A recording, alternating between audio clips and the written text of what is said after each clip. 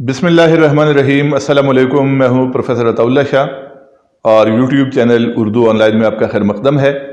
हमारी आज की वीडियो का उन्वान है मिर्ज़ा गालिब की शायरी की खुसूसियात।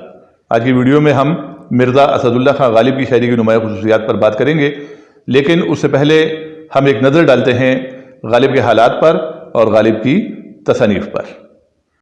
मिर्ज़ा असदुल्लाह खां गालिब 27 दिसंबर सन 1797 को आगरा में पैदा हुए और उनका इंतकाल 1869 को दिल्ली में हुआ। मिर्ज़ा गालिब का असल नाम और पूरा नाम मिर्ज़ा असदुल्लाह बेग खां था और उनके वालिद का नाम मिर्ज़ा अब्दुल्ला बेग खां था।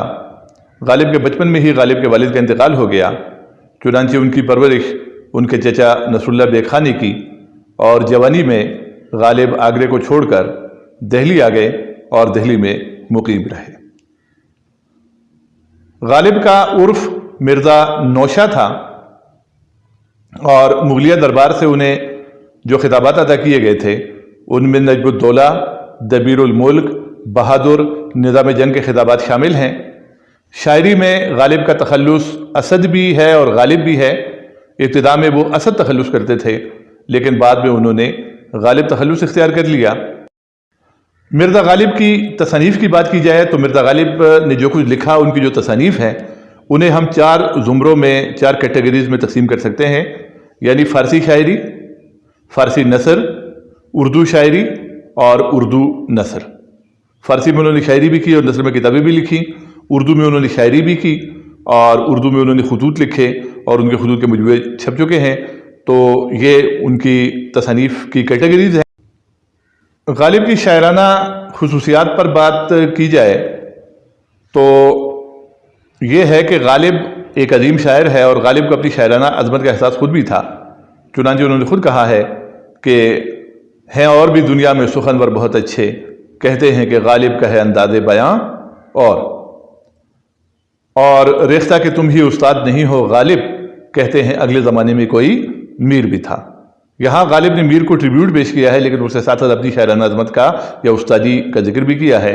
और फिर वो ये भी कहते हैं कि अदाए ख़ास से गालिब हुआ है नुक्ता सरा, सलाए आम है याराने नुक्तादां के लिए। और फिर वो ये भी कहता है कि गंजीना मानी का तिलस्म इसे समझिए, गंजीना मानी का तिलस्म उसे समझिए जो लफ्ज़ के गालिब मेरे अशार में आवे। तो गालिब एक अजीम शायर है और गालिब की अज़मत, उनकी शायरी में जो इनफरादियत पाई जाती है और जो खुसूसियात पाई जाती हैं उनकी वजह से है। तो गालिब की शायरी की तमाम नहीं, लेकिन चंद खुसूसियात पर हम आज के लेक्चर में, आज की वीडियो में बात करेंगे। गालिब की शायरी की एक अहम खुसूसियत जद्दत अदा और नुज़रत बयान है। मौलाना अल्ताफ़ हुसैन हाली ने यादगार गालिब में गालिब की इस खुसूसियत पर तवील तबसरा किया है और दूसरे नक़ादों ने भी गालिब की शायरी की खुसूसियत का जिक्र किया है। जिद्दत अदा या नुज़रत बयान या नुज़रत ख़याल से मुराद ये है कि जिद्दत कहते हैं नएपन को और नुज़रत कहते हैं नादिरपन को। यानी गालिब अपनी शायरी में जो मज़ामीन पेश करता है वो अछूते होते हैं, या तो वो बिल्कुल ही अछूते मज़ामीन पेश करते हैं।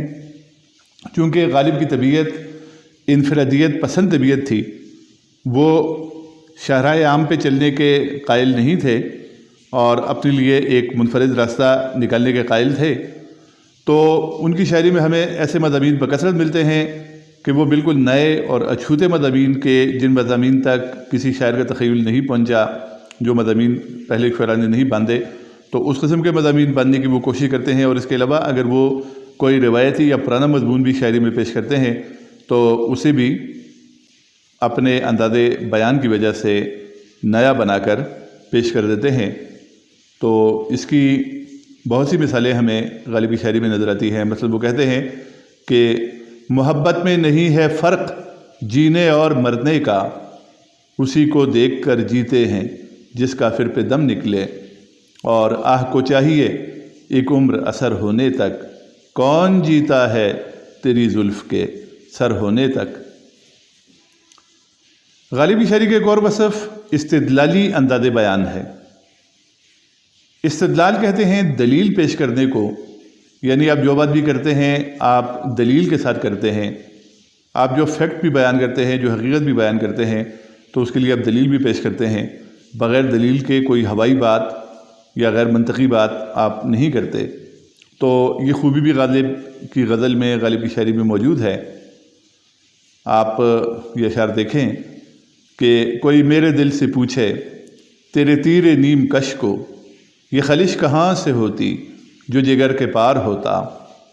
اور یہ شعر دیکھیں کہ نہ تھا کچھ تو خدا تھا، کچھ نہ ہوتا تو خدا ہوتا، ڈبویا مجھ کو ہونے نے، نہ ہوتا میں تو کیا ہوتا۔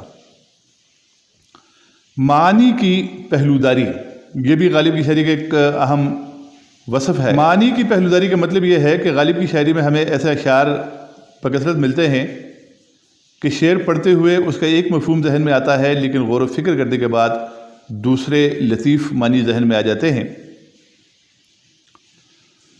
مثلا وہ کہتے ہیں کہ کوئی ویرانی سی ویرانی ہے، دش کو دیکھ کے گھر یاد آیا۔ اب اس شعر کا ایک مطلب تو یہ نکل سکتا ہے کہ ہم نے جب دش کی ویرانی کو یا صحرا کی ویرانی کو دیکھا تو ہم پر خوف طاری ہو گیا، چونکہ گھر یاد آنا خوف طاری ہونے کے لیے کنایا بھی ہے۔ ایک آدمی جب ڈر جاتا ہے، خوفزدہ ہو جاتا ہے تو وہ کہتا ہے کہ گھر یاد آ گیا۔ تو ایک مطلب تو اس کا یہ نکل سکتا ہے کہ ہم نے جب دشت کی یا صحرا کی ویرانی دیکھی تو صحرا اس قدر ویران تھا کہ ہمیں صحرا کی ویرانی دیکھ کر خوف محسوس ہوا اور ہمیں اپنا گھر یاد آ گیا۔ اور دوسرا مطلب اس شعر کا یہ نکل سکتا ہے کہ دراصل شاعر صحرا کی ویرانی کے نہیں بلکہ گھر کی ویرانی کا نقشہ کھینچنا چاہتا ہے اور اس کا بیان مقصود ہے، اور اس لیے وہ یہ کہتا ہے کہ ہم نے جب، چونکہ ہمارا گھر بھی بہت زیادہ ویران ہے، تو ہم نے جب صحرا میں ویرانی دیکھی تو ہمیں اپنے گھر کی ویرانی یاد آ گئی۔ پھر یہ شعر آپ دیکھیں کہ تیرے سرو قامت سے ایک قد آدم، قیامت کے فتنے کو کم دیکھتے ہیں۔ یہاں بھی شعر کا بظاہر پہلا مطلب یہ نکلتا ہے کہ شاعر محبوب کے سرو قامت کی، محبوب کے قامت کی درازی کی تعریف کر رہا ہے، اور یہ کہتا ہے کہ محبوب کی قامت کا جو فتنہ ہے وہ قیامت کے فتنے سے۔ اور دوسرا مطلب شعر کا یہ بھی نکل سکتا ہے کہ چونکہ تیرا قد فتنہ قیامت سے بنا ہے، لہذا تیرے قد کے بننے کے بعد فتنہ قیامت میں ایک قد آدم کے برابر کمی واقع ہو گئی۔ اسی طرح آفاقی صداقتیں، زندگی کے حقائق کو غالب نے اپنی شاعری میں پیش کیا ہے، انسانی نفسیات کی بھرپور عکاسی کی ہے۔ زندگی کی حقیقتوں کو غالب نے بہت خوبصورت انداز میں پیش کیا ہے، تغزل کے ساتھ پیش کیا ہے۔ مثلا وہ کہتے ہیں کہ بس کے دشوار ہے ہر کام کا آساں ہونا، آدمی کو بھی میسر نہیں انسان ہونا۔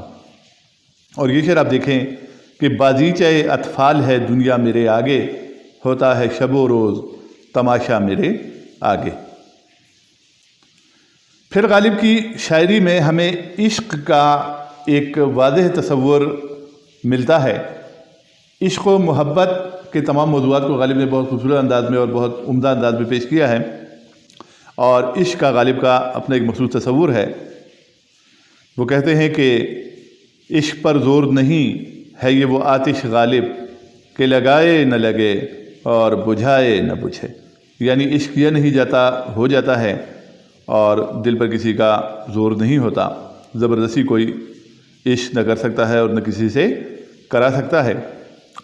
اور عشق سے طبیعت نے زیست کا مزہ پایا، درد کی دوا پائی، درد لا دوا پایا۔ یعنی عشق جو ہے یہ ہر درد کی دوا بھی ہے، اور یہ بذات خود ایک درد لا دوا بھی ہے، یعنی ایک ایسا درد ہے کہ جس کی کوئی دوا نہیں ہے۔ اور ہر بلحوث نے حسن پرستی شعار کی، اب آبروئے شیوہ اہل نظر گئی۔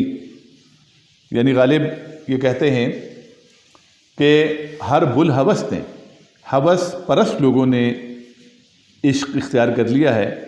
یعنی غالب کہتے ہیں کہ عشق کو ہوس سے پاک ہونا چاہیے، پاکیزہ عشق کے وہ قائل ہیں، اور وہ کہتے ہیں کہ یہ بڑے افسوس کی بات ہے کہ ہر بلحوث نے، ہر ہوس پرست نے عشق اختیار کر لیا ہے، اور آپ سچے عاشقوں کی، یعنی اہل نظر کی آبرو جو ہے اس میں کمی آ گئی ہے۔ غالب کی شاعری میں زیست کا یا حیات کا یا زندگی کا بھی ایک واضح تصور ہمیں ملتا ہے، اور ایک واضح انداز میں انہوں نے زندگی کے بارے میں اپنے نقطہ نظر کو پیش کیا ہے۔ مثلا وہ کہتے ہیں کہ قید حیات و بند غم دونوں اصل میں ایک ہیں، موت سے پہلے آدمی غم سے نجات پائے کیوں۔ اور پھر وہ کہتے ہیں کہ غم ہستی کا اسد کس سے ہو جز مرگ علاج، شمع ہر رنگ میں جلتی ہے سحر ہونے تک۔ ان دونوں اشعار میں غالب نے کہا یہ ہے کہ خوشی اور غم دونوں چیزیں زندگی کا لازمی حصہ ہیں۔ جب تک زندگی ہے تو زندگی میں خوشیاں بھی آئیں گی، لیکن اس کے ساتھ غم بھی آئیں گے۔ اور غم ہی کے حوالے سے غالب کا غم کا بھی ایک واضح تصور ہمیں غالب کی شاعری میں ملتا ہے۔ وہ کہتے ہیں کہ رنج سے خوگر ہوا انسان تو مٹ جاتا ہے رنج، مشکلیں مجھ پر پڑی اتنی کہ آسان ہو گئیں۔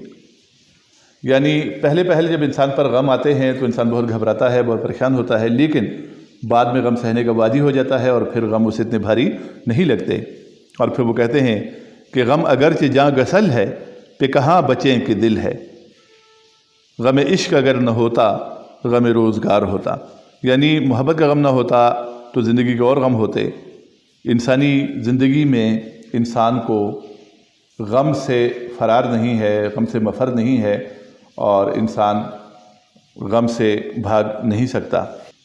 شوخی و ظرافت اور طنز یہ بھی غالب کی شاعری کی ایک اہم خصوصیت ہے۔ شوخی و ظرافت یعنی ہنسی مذاق کرنا۔ غالب کی شخصیت کے بارے میں مولانا الطاف حسین حالی نے یہ لکھا ہے کہ غالب کو اگر حیوان ناطق کی بجائے حیوان ظریف کہا جائے تو زیادہ صحیح ہوگا۔ حیوان ناطق کے معنی ہے بولنے والا جانور یعنی انسان، تو حالی نے غالب کی شوخی و ظرافت اور خوش طبعی کے حوالے سے یہ بات کی کہ انہیں اگر ہم حیوان ناطق نہ کہیں، حیوان ظریف کہیں تو زیادہ بہتر ہوگا، کیونکہ غالب کی شخصیت میں اور غالب کے مزاج میں ظرافت کا مادہ، ہنسی مذاق کرنے کا مادہ کوٹ کوٹ کر بھرا ہوا تھا، اور ان کی شاعری میں بھی ہمیں یہ چیز نظر آتی ہے۔ اور اس کے ساتھ ساتھ شوخی و ظرافت کے ساتھ ساتھ یعنی خالص مزاق کے ساتھ ساتھ غالب کی شاعری میں ہمیں طنز بھی نظر آتا ہے، اور وہ طنز دوسروں پر بھی کرتے ہیں، وہ طنز محبوب پر بھی کرتے ہیں، اور وہ اپنی ذات کو بھی طنز کا نشانہ بناتے ہیں۔ مثلا وہ کہتے ہیں کہ قرض کی پیتے تھے میں اور سمجھتے تھے کہ ہاں رنگ لائے گی ہماری فاقہ مستی ایک دن۔ یعنی قرض کی میں پینا، قرض کی شراب پینا، اور پھر اپنے حالات ان پر انہوں نے طنز کیا ہے۔ اور ان پریزادوں سے لیں گے خلد میں ہم انتقام، قدرت حق سے یہی حوریں اگر وہاں ہو گئیں۔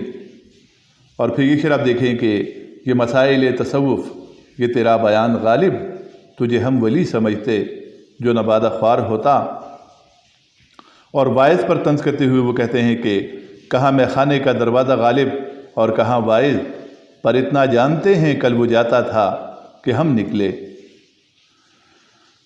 اور اپنی ذات پر طنز کی ایک اور مثال آپ یہ دیکھیں کہ چاہتے ہیں خوب رویوں کو اسد، آپ کی صورت تو دیکھا چاہیے۔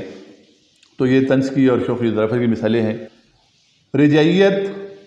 رجعیت کو انگریزی میں آپٹمزم کہا جاتا ہے۔ یہ دو مختلف رویے ہیں، ایک قنوطیت یعنی پیسمزم ہے یعنی زندگی سے مایوس ہونا، اور ایک رجعیت یعنی آپٹمزم ہے یعنی زندگی کو عزیز رکھنا، مثبت سوچ رکھنا اور پر امید رہنا، برے حالات میں بھی اچھے حالات کی امید پر جینا، اسے کہا جاتا ہے رجعیت یا آپٹمزم۔ تو غالب کی شاعری میں اگرچہ غم ہے، لیکن غالب کے بارے میں کسی نے کہا تھا کہ غالب غم میں بھی قہقہے لگانے والا شاعر ہے، غموں کو بھی قہقہوں میں اڑانے والا شاعر ہے۔ تو اس کی مثالیں بھی ہمیں غالب کی شاعری میں نظر آتی ہیں۔ اور غالب کہتا ہے کہ نغمہائے غم کو بھی اے دل غنیمت جانیے، بے صدا ہو جائے گا یہ ساز ہستی ایک دن۔ یعنی زندگی کے ساز میں خوشی کے نغموں کے ساتھ ساتھ غم کے نغمے بھی ہیں، لیکن غم کے نغموں کو بھی غنیمت سمجھنا چاہیے، کیونکہ جب زندگی ختم ہو جائے گی، زندگی کا ساتھ خاموش ہو جائے گا، تو پھر نہ خوشی کے نغمے رہیں گے اور نہ غم کے نغمے رہیں گے۔ اسی طرح ان آبلوں سے پاؤں کے گھبرا گیا تھا میں، جی خوش ہوا ہے راہ کو پرخار دیکھ کر۔ یہ شعر بھی رجعی کی ایک مثال ہے۔ پھر تراکیب کا حسن، غالب نے بہت خوبصورت تراکیب استعمال کی ہیں۔ اس حوالے سے آپ یہ دو اشعاری دیکھ لیں کہ بوئے گل نالے دل دودے چراغ محفل، جو تیری بزم سے نکلا سو پریشاں نکلا۔ بوئے گل نالے دل دودے چراغ محفل، یہ تراکیب آپ دیکھیں۔ اور پھر دوسرا شعر آپ یہ دیکھیں کہ حسن مہ گرچہ بہنگام کمال اچھا ہے، اس سے میرا مہ خورشید جمال اچھا ہے۔ فارسیت ویسے تو اردو زبان کی تشکیل میں فارسی کا بہت بڑا حصہ ہے، اور اردو ادب میں، اردو شاعری میں فارسی کا بہت بڑا کردار ہے۔ فارسی الفاظ تراکیب اردو شاعری میں اور اردو ادب میں عام استعمال ہوتی ہیں۔ مضامین، موضوعات، اصناف، ہر جگہ اردو پر فارسی کے اثرات ہیں۔ لیکن فارسیت اصل میں اس انداز بیان کا نام ہے کہ جس میں فارسی سے زیادہ استفادہ کیا گیا ہو۔ تو غالب کے ہاں بھی ہمیں فارسیت نظر آتی ہے۔ غالب نے فارسی الفاظ بکثرت استعمال کیے ہیں، اور غالب نے فارسی تراکیب بکثرت استعمال کی ہیں، بلکہ فارسی محاوروں کو بھی غالب نے اردو میں باندھا ہے، اور ان کو اپنی فارسی پر جو ان کو مہارت حاصل تھی اس پر انہیں فخر تھا، اور انہیں اپنی فارسی شاعری پر بھی فخر تھا۔ مثلا انہوں نے یہ کہا ہے فارسی میں کہ میری فارسی شاعری کو دیکھو، فارسی بین تابہ بینی نقش ہائے رنگ رنگ، بگذرد مجموعہ اردو کے بے رنگے منس، بگذرد مجموعہ اردو کے بے رنگے منس، یعنی اپنی اردو شاعری کو انہوں نے بے رنگ کہا فارسی شاعری کے مقابلے میں، حالانکہ ان کی اردو شاعری بھی اعلیٰ درجے کی ہے۔ تو فارسیت ان کی شاعری میں ابتدا میں تو بہت زیادہ تھی، جس کی وجہ سے ان کی شاعری بہت مشکل تھی، لیکن اس کے بعد فارسیت کم ہو گئی۔ بہرحال فارسیت کی چند مثالیں، یعنی دو اشعار آپ یہاں سن لیں کہ وہ کہتے ہیں کہ دام ہر موج میں ہے حلقہ صد کام نہنگ، دام ہر موج میں ہے حلقہ صد کام نہنگ، دیکھیں کیا گزرے ہے قطرے پہ گوہر ہونے تک۔ اور دوسرا شعر آپ یہ دیکھیں کہ بس کے غالب ہوں اسیری میں بھی آتش زیر پا، موئے آتش دیدہ ہے حلقہ میری زنجیر کا۔ تو موئے آتش دیدہ اور آتش زیر پا، اور یہ ترکیب فارسی کی یہاں پہ سامنے آ گئی۔ امیجری یا پیکر تراشی یا تصویر کاری، یہ مختلف الفاظ استعمال ہوتے ہیں، یہ ایک ہی اصطلاح ہے۔ امیجری کا مطلب ہے شاعری میں مناظر، واقعات، جذبات، کیفیات کی ایک ایسی عکاسی کرنا کہ لفظوں کے ذریعے اس واقعے، اس منظر، اس جذبے یا اس کیفیت کی تصویر سامنے آ جائے۔ تو یہ کمال بھی غالب کی شاعری میں موجود ہے۔ شعر سنیں۔ خزاں کیا فصل گل کہتے ہیں کس کو کوئی موسم ہو، وہی ہم ہیں قفس ہے اور ماتم بالو پر کا ہے۔ اور دوسرے شعر آپ یہ دیکھیں کہ جہاں تیرا نقش قدم دیکھتے ہیں، خیاباں خیاباں ارم دیکھتے ہیں۔ خودداری اور غیرت مندی، یہ بھی غالب کی شاعری کی خصوصیت ہے۔ غالب کی شخصیت کا بھی یہ وصف ہے، اور غالب کی شاعری کی بھی خصوصیت ہے۔ غالب نے ہمیشہ خودداری کی بات کی ہے، اور غالب کی شخصیت کے یہ وصف یا یہ خوبی ان کی شاعری میں بھی آ گئی ہے۔ چنانچہ غالب اپنی شاعری میں ایک خوددار اور غیرت مند عاشق کے طور پر سامنے آتا ہے، جو محبت کا اظہار تو کرتا ہے لیکن اپنے آپ کو گراتا نہیں ہے، اپنے وقار کو کم نہیں کرتا، اور وہ کہتا ہے کہ وہ اپنی خو نہ چھوڑیں گے، ہم اپنی وضع کیوں بدلیں، سو بک سر بن کے کیا پوچھیں کہ ہم سے سرگراں کیوں ہو۔ یعنی محبوب اگر اپنی خو نہیں چھوڑتا تو ہم بھی اپنی وضعداری کو تبدیل نہیں کریں گے، اپنی وضع کو نہیں بدلیں گے، اپنی وضعداری کو نہیں چھوڑیں گے، اور ہم اس سے کبھی یہ نہیں پوچھیں گے کہ تم ہم سے ناراض کیوں ہو، ہم سے سرگراں کیوں ہو۔ اور وفا کیسی کہاں کا عشق جب سر پھوڑنا ٹھہرا، تو پھر اے سنگ دل تیرا ہی سنگ آستاں کیوں ہو۔ یعنی اگر ہمیں اپنا سر پھوڑنا ہے، کسی پتھر سے ٹکرانا ہے، تو پھر ہم کسی بھی پتھر سے اپنے سر کو ٹکرا کر اپنا سر پھوڑ دیں گے، تمہارے آستاں کے پتھر کی ہمیں کوئی ضرورت نہیں ہے۔ اسی طرح غالب کی شاعری میں ہمیں بکثرت ایسی مثالیں ملتی ہیں کہ غالب نے تفاخر کا اظہار کیا ہے اور غالب نے ایک خودداری اور بانگ پن کا اور ایک تمکنت کا انداز ان کی شاعری میں ہمیں ملتا ہے۔ اس کے علاوہ بھی غالب کی شاعری کی دیگر خصوصیات ہیں رمزیت و ایمائیت، یعنی ایک لمبے مضمون کو ایک طویل مضمون کو غالب جمعیت کے ساتھ اور اختصار کے ساتھ بیان کرتا ہے، اشاروں کا استعمال، کنایوں کا استعمال اور رمز و ایما کا استعمال بہت خوبصورت کرتا ہے۔ پھر غالب کی شاعری میں سوز و گداز کی ایک زبردست کیفیت نظر آتی ہے۔ سوز اور گداز اس کیفیت کا نام ہے کہ شعر پڑھ کر آپ کو اپنا دل پگھلتا ہوا اور جلتا ہوا محسوس ہو۔ تو جب ہم غالب کے اشعار اس قسم کے پڑھتے ہیں تو ان میں ہمیں سوز و گداز کی کیفیت بہت خوبصورت انداز میں ملتی ہے۔ مثلا وہ کہتے ہیں کہ تم سے بے جا ہے مجھے اپنی تباہی کا گلہ، اس میں کچھ شائبہ خوبی تقدیر بھی تھا۔ اور وہ یہ بھی کہتے ہیں کہ یہ نہ تھی ہماری قسمت کہ وصال یار ہوتا، اگر اور جیتے رہتے یہی انتظار ہوتا۔ اور اس کے علاوہ ان کی فکر بہت بلند ہے، نازک شیلی ان کی خصوصیت ہے، مضمون آفرینی غالب کی شاعری کی اہم خصوصیت ہے، اور تلمیحات کا استعمال بھی انہوں نے بہت خوبصورتی سے کیا ہے۔ یہ تھی غالب کی شاعری کی چند نمایاں خصوصیات اور ان کے حوالے سے چند ایک شعری مثالیں۔ اللہ حافظ۔